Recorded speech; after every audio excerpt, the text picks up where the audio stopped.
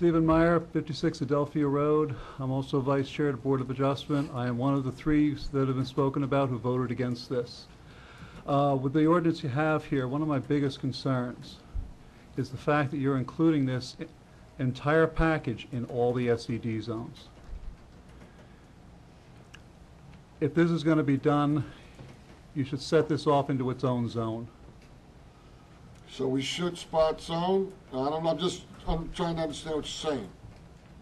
As far as spot zoning, projects of this size, or this type of project, are very hard to fit into any zone.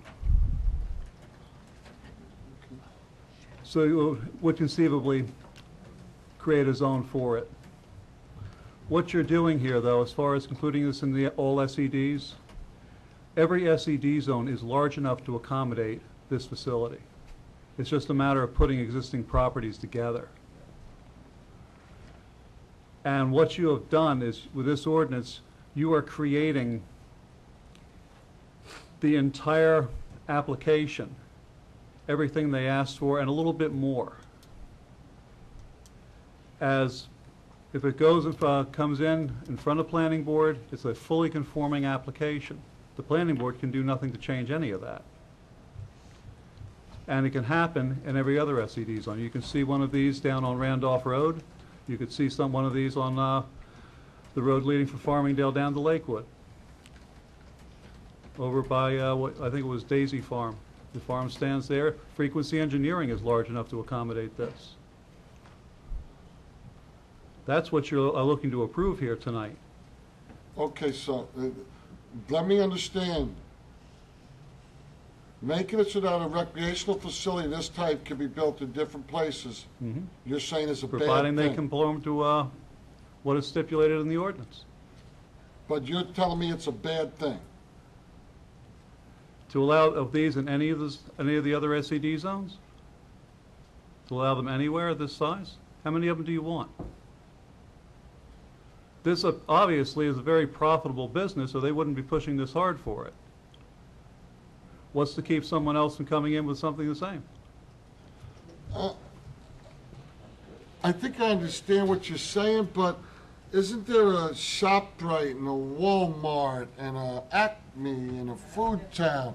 And they build them because they're profitable businesses. They also bring, I won't even say ratables, but they bring jobs and commerce and other things that, you know, that people use. I'm just trying to get what you're.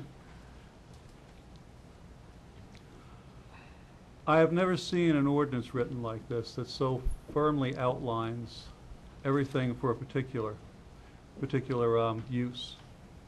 If you look through the rest of the zones, they just give a broad brush, which leaves the planning board, or on a conforming application, with at least some latitude to make corrections. What you're doing here is you're handing them on a silver platter.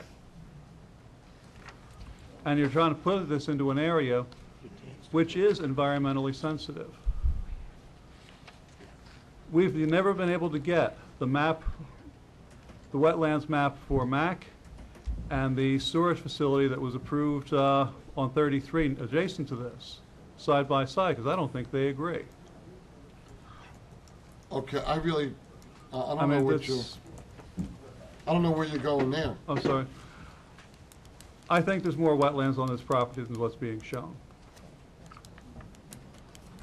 I think you're putting this into trying to shove this into an area that is environmentally sensitive, that has drainage problems, which probably can be correct, but everything you correct means you're dumping it in the stream. Okay. I really didn't want to rehash the case here. I mean, I've made my arguments on that. We were upheld on it. Okay. I thank you very much, Mr. Meyer. Ken French.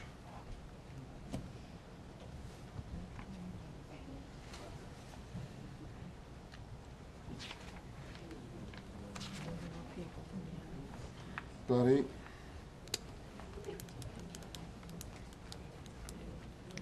Okay. Good evening. Ken French, 11 Pepperidge Road in Howell.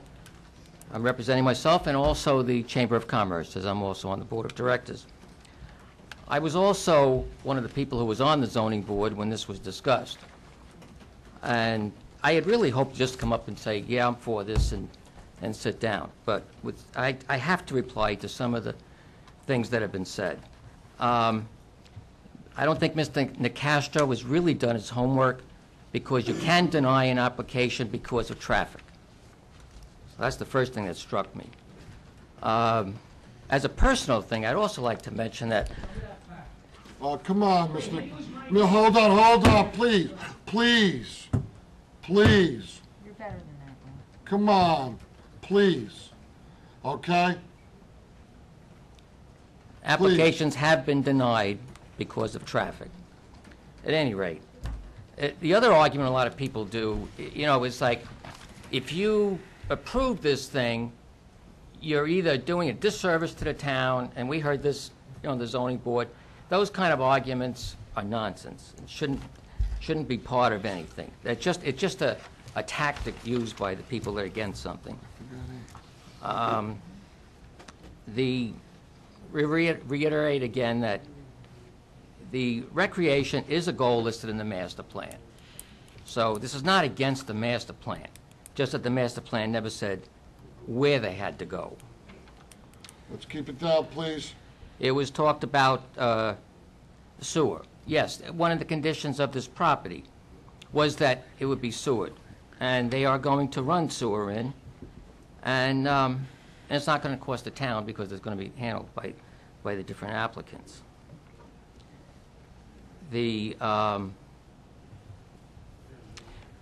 part of this property that is ARE 6 is landlocked and cannot be reached from any other roads. It has to go through this particular property. I'd also like to mention that when we reviewed this, we did have the map, and it was clearly laid out where the stream was and where the wetlands are. And we had ruled that that was not a problem. And obviously that kind of thing has to be governed by the state and all the regulations. But that had been looked into, and the zoning board had felt that was not a problem. And I'd also like to mention, because it's been mentioned about traffic, the applicant, when they came to the zoning board, had a traffic expert who testified that this would not cause any problems with the traffic, part of which that most of this would not be during rush hour. We hired our own traffic expert who agreed with their expert that it wouldn't be a problem. So I believe that, so I don't want to, that I've covered every, one last point I'd like to make, and this is overall for the town, when they're talking about ratables. And people say, well, something's been done. Well, things change. Things change all the time.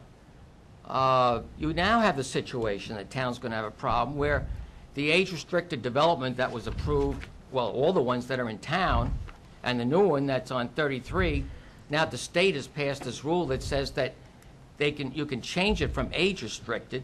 So that means that one of the reasons that that property was approved was so that it wouldn't add to the school situation. We wouldn't have that problem. Now, all of a sudden, they're going to come in and ask to remove from age-restricted. So now the town's going to have additional expenses of children where we didn't think they'd be. You've approved, there's been approval for the new one across the street, which is also going to be age-restricted. So the town's money problems are going to get worse if all these things get changed. Only one, I believe, is up where it would stand the possibility of being changed, Mr. Yep, French. I want to say that, Mr. French, that age restricted is in the HD3 zone. HD3 zone allows age restricted to go to a market rate. It's not consistent in that zone. So there would have to be a zoning change in order for that to ever happen.